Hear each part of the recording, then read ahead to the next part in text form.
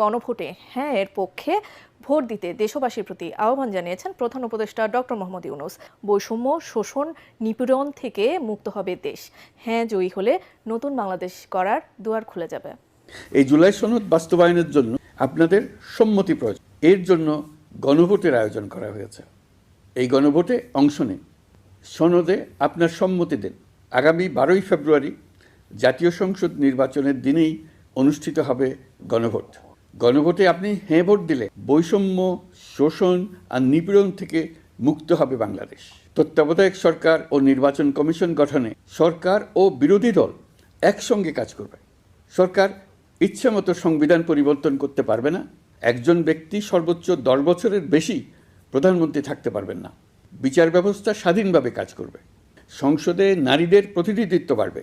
ক্ষমতার ভারসাম্য রক্ষায় পার্লামেন্টে একটি উচ্চ কক্ষ গঠিত হবে।